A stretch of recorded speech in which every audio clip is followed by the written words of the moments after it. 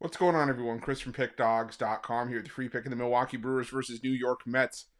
Major League Baseball matchup going down Tuesday, October 1st, 2024. Just a reminder, if you haven't already, make sure you're subscribed to our channel and smash that thumbs up. And if you're looking for my best bets, the games that I love, including my daily $19 best bet, head on over to Pickdawgz.com and click the Premium Picks tab at the top of the page. But let's get to this one. Between the Milwaukee Brewers and the New York Mets, game one of the NL Wildcard Series, you got the Brewers sending out Freddie Peralta for the start in this one, while the Mets will counter with Luis Severino. Severino was slated to be the game two starter in Monday's doubleheader, but with the Mets winning game one in dramatic fashion, they were able to rest Severino to give the rotation a bit of a break and push him for game one of the doubleheader, of the Wildcard Series, coming into this one. So, thing about Severino, though, is I was against the Mets in both games of that doubleheader. And, granted, I should have seen a split coming the entire way. But I was against Severino in that game, not just because he was opposite Chris Sale, but because Severino's numbers on the road have not been very good this season. I mean, you look at Severino and the home and road splits, it's not, not beneficial for the Mets here, At home this year, where if you get Severino at Citi Field, he's 7-2 with a 2.96 ERA across 97 and third innings of work.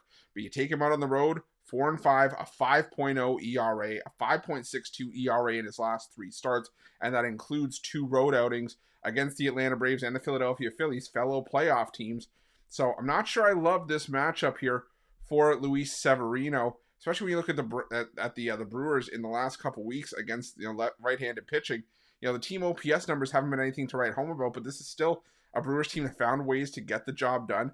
And when you look at this matchup in the regular season, this was a Brewers squad that won 5 of the 6 games between these two teams. So that includes, the majority of the series, just this past weekend where, the Brewers took 2 or 3 and almost made that doubleheader on Monday irrelevant for the New York Mets. So for me, I look at this matchup and I just see the depleted bullpen that the Mets had, the emotional roller coaster they had after Monday's doubleheader victory and getting to the postseason, and now having to travel on no rest for this one.